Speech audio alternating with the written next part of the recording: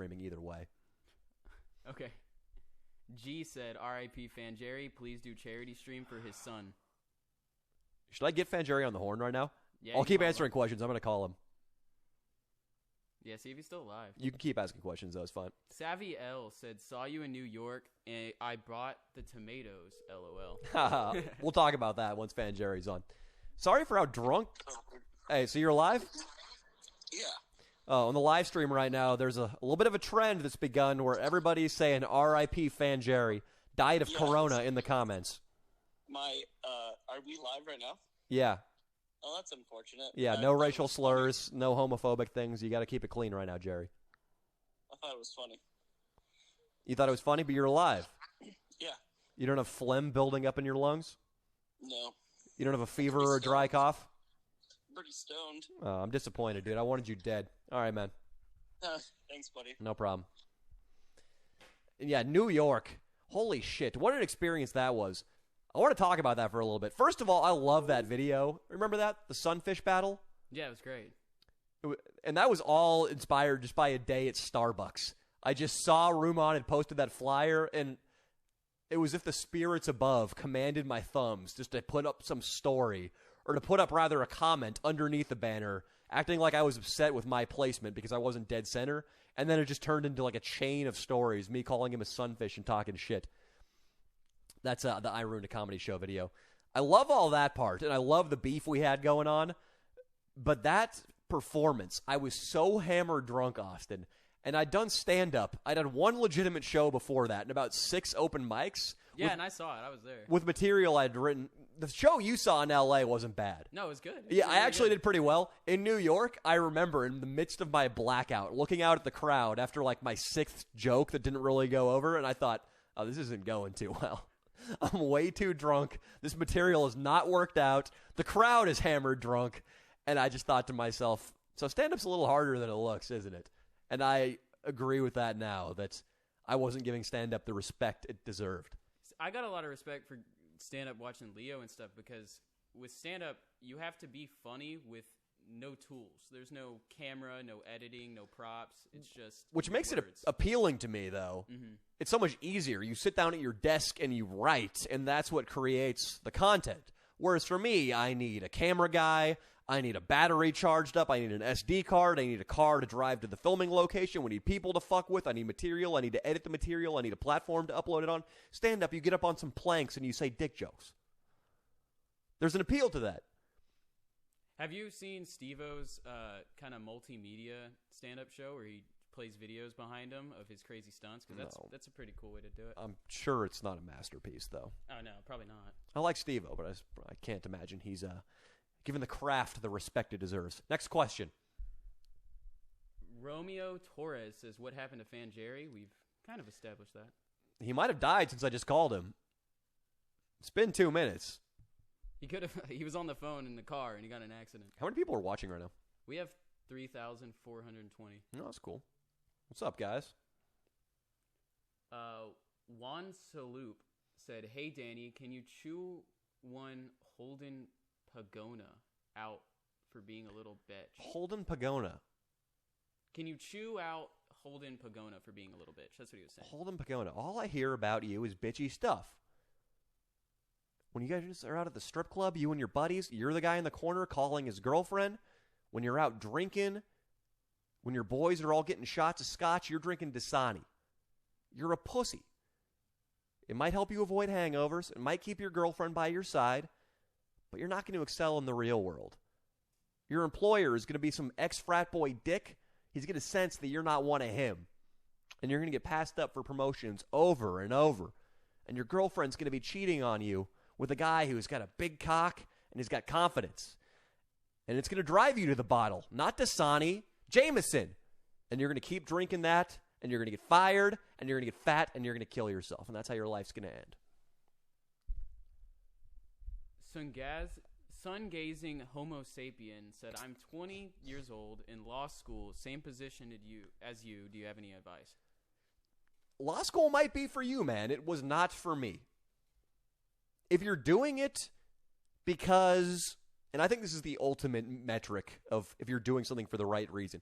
If you're doing it so that during Christmas break, when you're out at the bars in your hometown, if you're in law school, so that when you run into the cheerleader from your high school team or this other hot chick who went away to college, so that when you run into them, you can be like, hey, baby, yeah, I got a Southwestern law school. What's up? I'm going to be an attorney. If that's your motivation for encounters like that and being judgment-proof, well, I don't really know what I want to do with my life, but at least nobody can talk shit because I'm in law school. If that's your motivation, I would get out of there. I would drop out. It's not worth the $45,000 in tuition. But if you want to do something cool in law, and there are cool law jobs. My dad's a judge. That's a cool job. Being a defense attorney or a prosecutor, where I was just thinking about that today. It's like stand-up without the jokes. You're up there performing. You're making a coherent argument, supporting your point of view. Maybe you do throw in some jokes. Jurors like jokes. That's a cool gig. So it depends what you're doing. If you want to lock yourself away in a tower in Manhattan, working 90-hour weeks, it's going to suck, and you probably want to get out of there. I'm Hard Hat said, did you get a big boost from the PKA podcast, and did you enjoy it? Yeah, I got a big boost. And more than that, the PKA fans, people, this is a podcast I hopped on, a gaming podcast, but it's not really just a gaming podcast. It's a comedy podcast, and the dudes like all the same comedians and radio shows I do, so they're very funny, and we all gel together. But the fans of that show have been really cool, not dicks, really supportive. So I had a great experience. I got a good boost. Loved it. Daddy Sasson said, I love you, Danny. Love you, Daddy Sasson. Don't kill me. The assassin in your name makes me nervous. Jimmy Miller said, would you go write comedy television if you were offered to? I think you mentioned that already today, right? Dude, it would have to be so much money. It'd have to be retirement money. Because the thing is, I have so many buddies in YouTube now, guys like Cassidy Campbell or Nelk or Danny Duncan, who are millionaires or on the threshold of being millionaires with earning potentials that are unlimited. And you just can't make that kind of money unless you're the showrunner of a sitcom, and that takes a decade in the business. So there's more money to be made in YouTube. I'm not going to lie. I like being the center of attention, too. It's just true. I'd rather get credit for the funny jokes I write instead of passing off the shit I write to some douchebag who just moved into L.A. from the Midwest. The guy I described earlier, the musician with the tight-fitting shirt and the expensive haircut and the fucking Guess jeans, do I want him, that fucking actor out there saying the stuff I wrote? No! Which is what I like about YouTube. My stuff gets performed by me, and people understand that. Stephen Abrupt said Danny Mullen for president. I agree. If you were handed the keys today to be president, would you do it? Yeah, and then I would resign, and I would make a video out of it, and it would get a lot of views. So yes, I would do it. As a responsibility to you people, I would do it. Essam said, do you have any plans on going back on PKA soon? No, we've already gone over that. Austin, where's your filter? You told me to ask the answer to read them. You're not a robot. You're not a monkey. Though after our really rocky start, I'm starting to think a monkey could outdo you in this production job. We had about 7 false starts, 1 without audio, a couple where the internet crashed out, but this has been a successful hour or so that we've been on now, so it's good. I redeemed myself. Yeah, you did. To some degree. Griffin Howard said, most uncomfortable skit moment. Skit moment? Mm-hmm. Like filming a skit. What's the most uncomfortable you've been? When he says skit, I assume he means just general video stuff. Yeah, I mean, you're kind of in character anyway, so it is sort of a skit in a way. Inland Iggy wanting to quit in Yuma, Arizona for the Terrorizing Arizona video was one of those. My high school reunion, getting kicked out of my reunion, that would have been unbearable had I been sober as far as the social shame. I was talking about that guy who's being a lawyer to go impress people when he's home for Thanksgiving. Imagine being around all the people you went to high school with and being an as-of-yet unsuccessful YouTuber blacked out making cock speeches. And then some girl came out of the crowd and told me I had a small dick and shit. That would have been pretty uncomfortable had I not had 15 shots of tequila in me. That was the video that got me to sub to you. That's right. That's right. I also watched the one where you dressed up as a dick in Vegas, and I thought that was really funny. I'm pretty sure that's how I found How big is your penis? Yeah. That was one of my writing style videos. It's just purely written content that I filmed in Vegas when I was just getting started, and it's a really good video that holds up to this day. It's got 1.2 million views. Wow, that's a lot. Minden. Matt? Y'all guys need to get last names that are more pronounceable. You do. Mendelson. Go to City Hall and get a change. Said, worst town in America, Pittsburgh? Question mark? They have a football team. What are you talking about, dude? No. They have Heinz Field and they have the Steelers. And they got steel. That's too many good things. And probably heroin, I guess. Thanks, Austin. Well, I mean... Way to go against my point. Jesus. Would you rather live in a heroin town or a meth town? Is that a question or is that a super chat? That's just me asking a question. I'm not here to answer your questions. I'd rather live... No, LA's a heroin town, too. LA's a heroin town. Danny has a billboard next to his house that says, don't smoke meth. That's why true. I think it's funny. Anyways, Carter said, why the frick did you not do a fan meetup in Austin? And by the way, I disregard that billboard. I don't know. Why didn't I do a fan meetup in Austin? I was busy, dude. I filmed 2 videos with Nerdballer TV, 2 videos for my own channel, and a podcast that was a pretty shitty podcast that there was no need for me to go on. I should have done a fucking fan meetup during that podcast. That would have been a better use of time. The Tesla video is great, though. Thank you. The British Bastard said, would you do anything in the UK or with a UK YouTuber? Absolutely, I would love to. I love the UK. I love English comedians. Sacha Baron Cohen was one of my first comedy influences. The Ollie G Show. I like Jimmy Carr. I like Monty Python a lot. English music, you guys probably know, is all my favorite. Oasis, the Smiths, the Rolling Stones, the Beatles. Love that place. Would love to get over there. Just a matter of money. Because I can't come alone, which is already expensive. If I'm getting my own airfare and hotel, I got to bring a filmer. That's the absolute minimum. So double what it costs for me to go. And we're already looking at $2,000 probably on the low side to get myself and a filmer out there. So I just got to wait. The money's coming in. This channel's becoming more and more financially viable. So hold your breath is what I'm saying. St. Nicholas said, have you mentioned Rat Dick Ralph was in prison? Spill the beans for the people who need to know. Or you have mentioned that he went to jail or whatever. They want details on that. I can't give details on what happened because I've been asked by somebody close not to, but I will not deny that he is in jail. Oh, currently? Damn. I thought he had already gotten bailed out.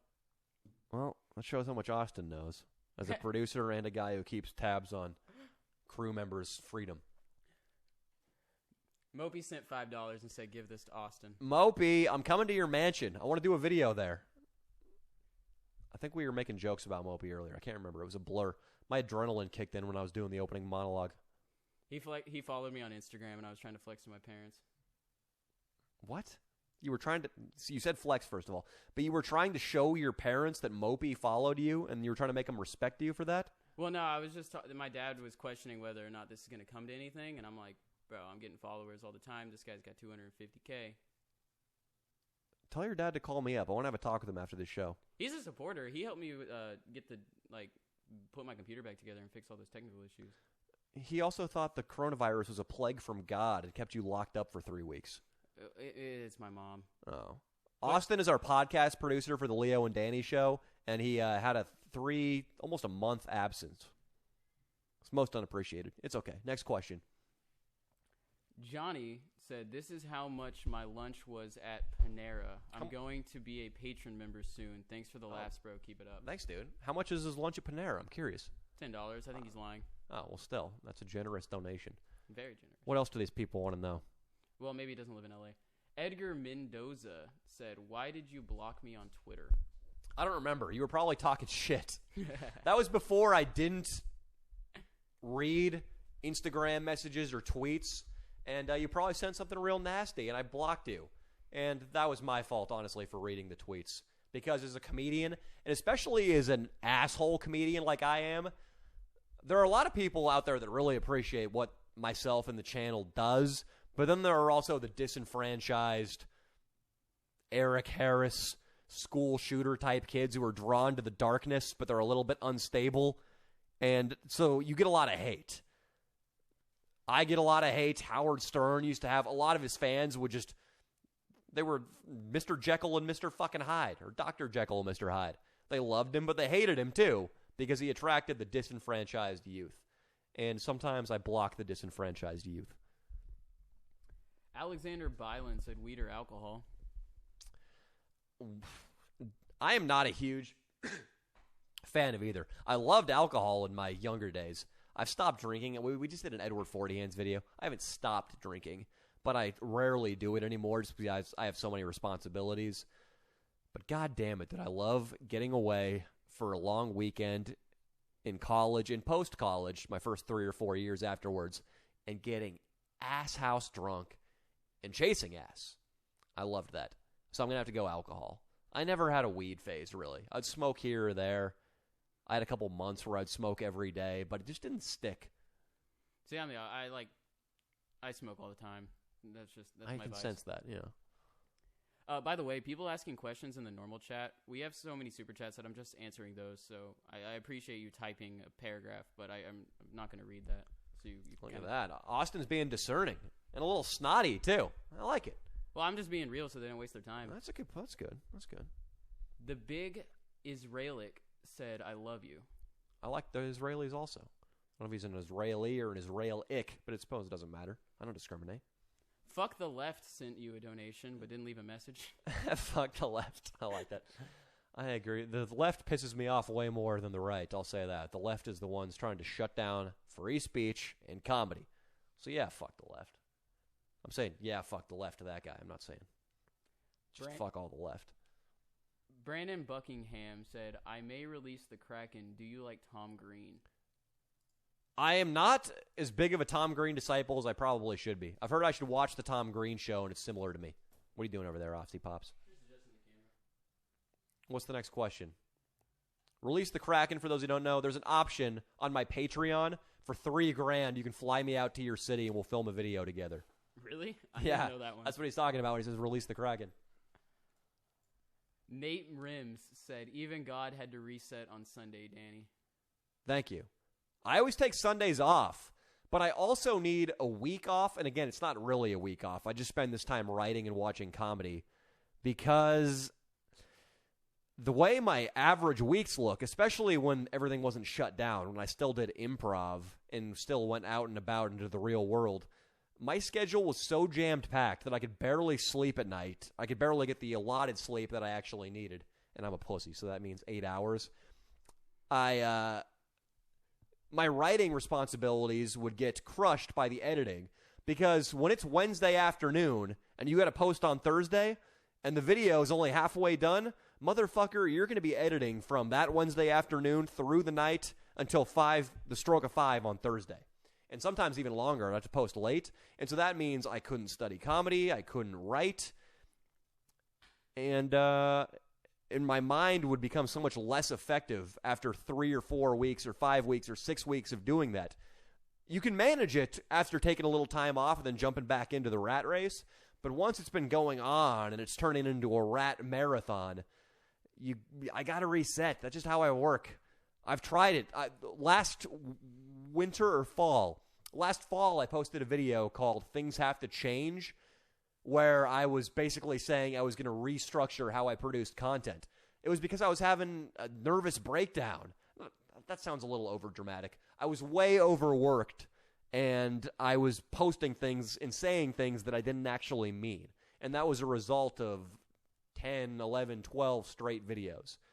So I'm taking steps to avoid similar things so I can keep getting good content to you guys out on a regular basis without shooting up a grocery store or overdosing on pills. I'm letting this guy skip the line because he did a really big dono. He said, Danny, you're an inspo for the good guys. I too have ambitions of getting rich and fucking 22-year-old pussy for the rest of my days. Hey, my girlfriend's 20, dude. Shave off those 2 digits. Life was bad for 1.5 years, but I watched you chase your dreams with glacial resolve the whole time. Congrats on everything.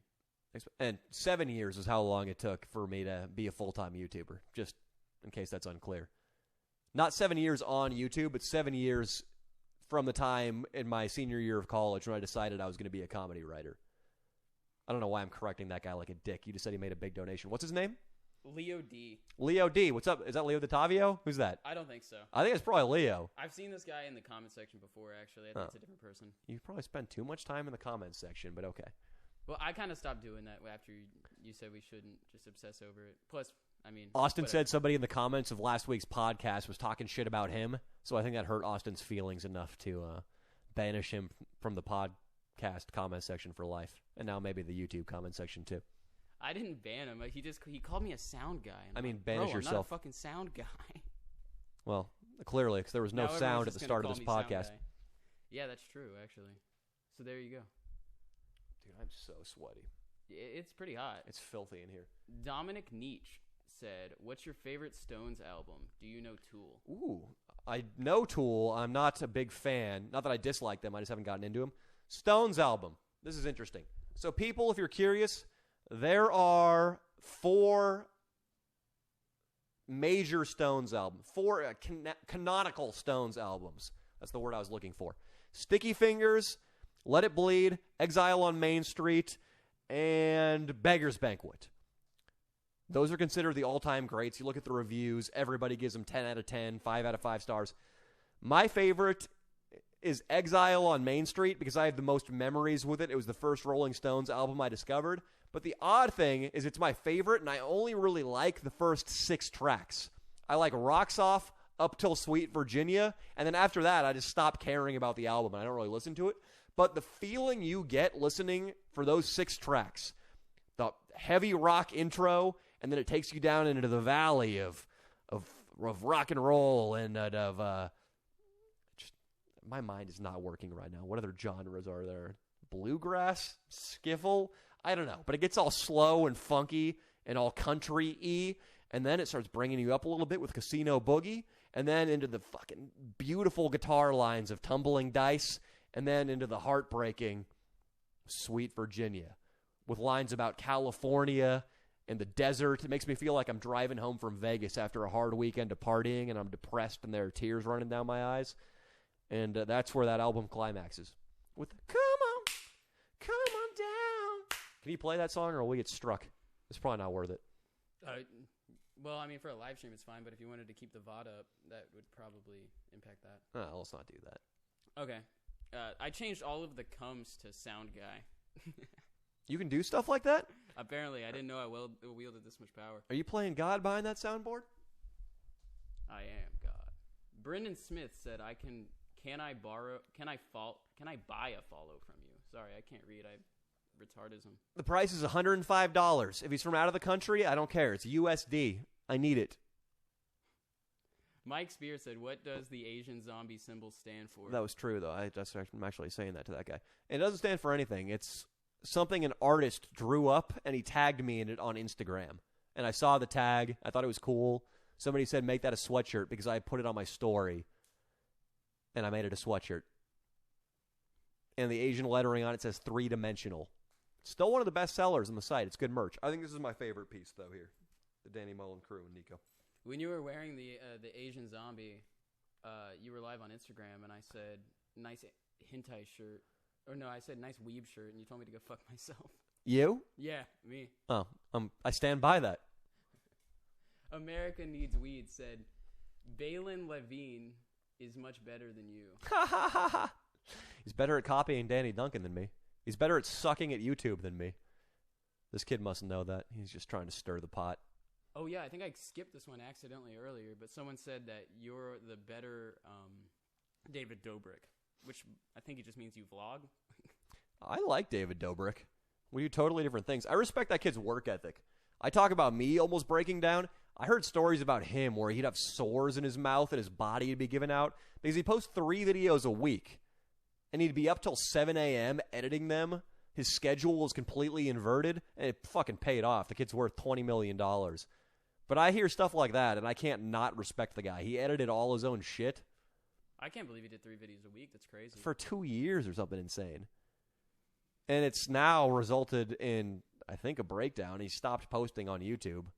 So eventually it wore him out, and I don't want that to happen. I like what I do. Basically all of the daily vloggers, I don't know if he was, but none of them do daily vlogs anymore.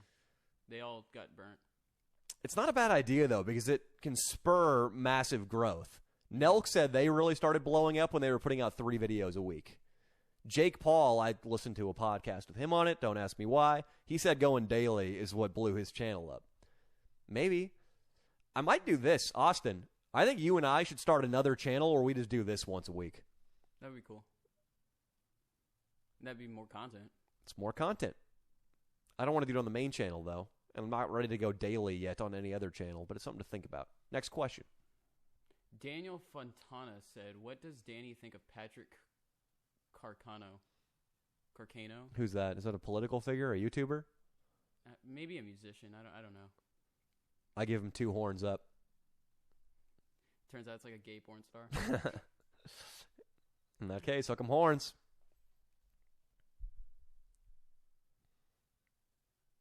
We got dead air. What's going on, Austin? Okay, here, I'll just ask a question. It, jumped all the way back to the bottom. That's not good. Gavin Reynolds says, got 12 virgin bulldogs here for you. Hashtag Jackhammer. Bulldogs? Bulldogs that haven't had sex yet? What state does he live in? I'm going to get a plane ticket. Evan said, hey man, it's Evan. I think I'm ready to be in another video. Let's do it when the world is no longer on fire, LOL. Is that Barbershop Evan? I think so. If that's Barbershop Evan, people have been asking about him. 2 podcasts ago, the one I did with Churdley's, people said, or was that? I don't know where I saw that. Somebody was recently asking for him. People want Barbershop Evan. I mean, Negro Bar was one of my favorites. It was wonderful. Kissing Black Girls. He was in the 4th of July video. We got to bring Barbershop Evan back.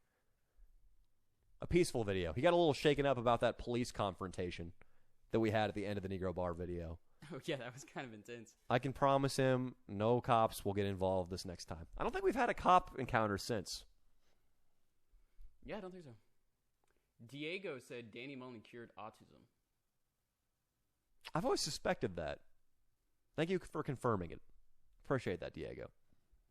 Cameron Retzios said, you remind me of Hunter S. Thompson. Wait, maybe I already read this one. You did, you asshole. We've covered this ground. I'm going to see what this stream looks like. Forgive me, people, if this is unprofessional. I'm waiting for Austin to feed me the next question. Okay, some guy said, I love your music taste. Elliott Smith or NMH? Or Neutral Milk Hotel? Probably Neutral Milk Hotel. You know who that is? Neutral Milk Hotel is a band founded by a crazy guy from Georgia.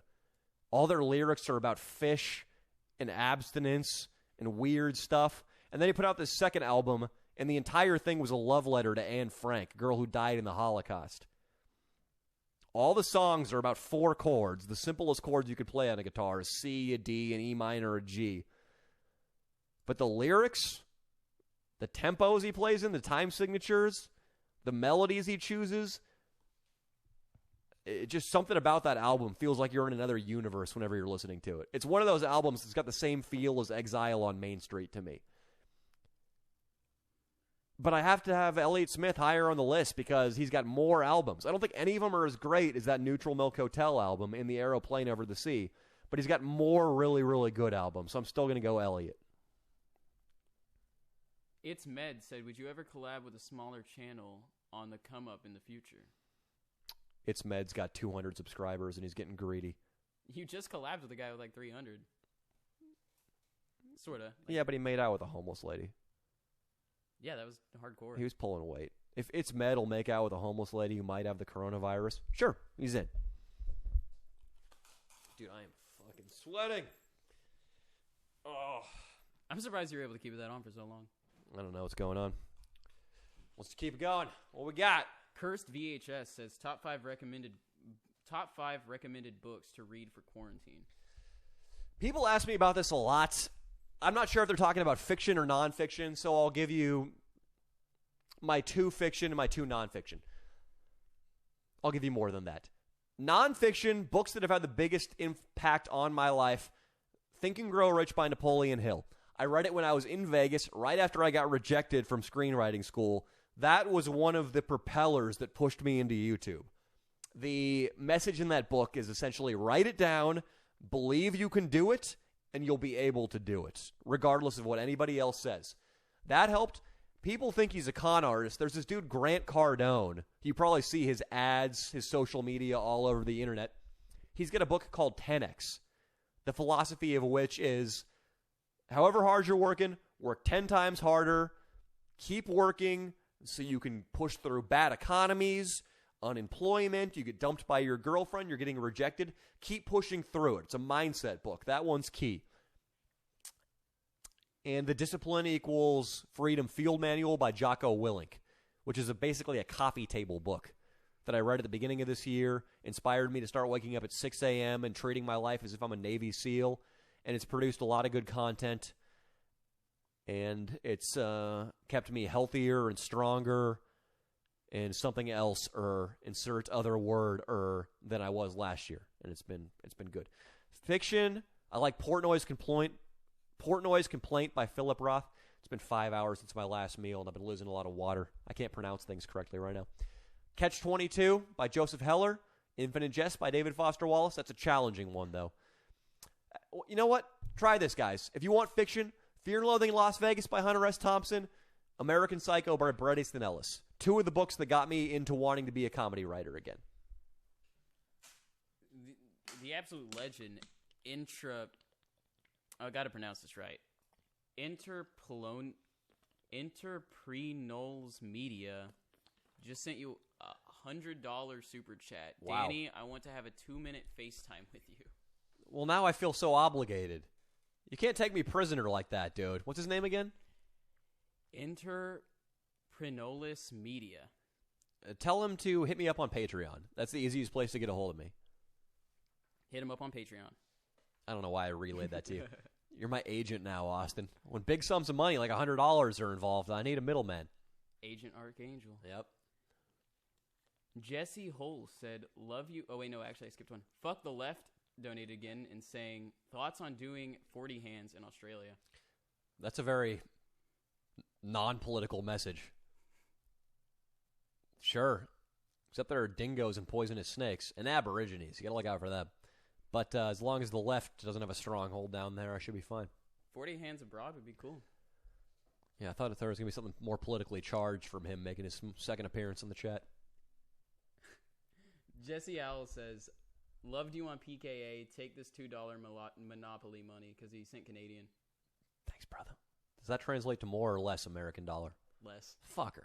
Go fuck yourself. I could be wrong, but I think it's less. I hate your nation. All you have is hockey and maple syrup. Aaron McLean said, how do your parents reach your videos? Oh, wait, no. How do your parents react to your videos? My parents are...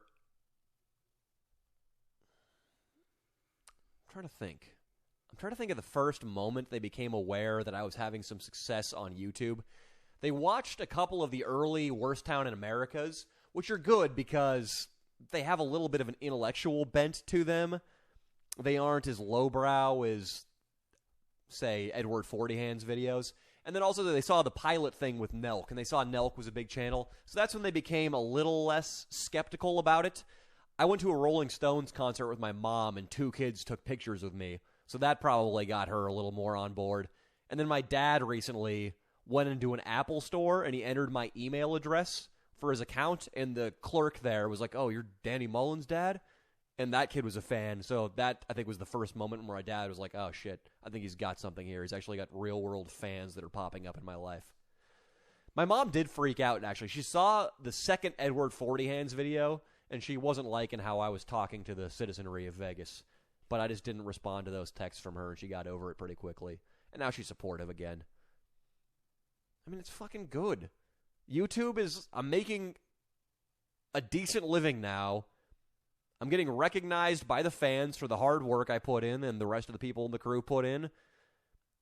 I mean, it's fucking... Most people come down to L.A., do a bunch of coke, fail at auditions for 2 years, and then move back to Tulsa, Oklahoma. It's going better than that for me.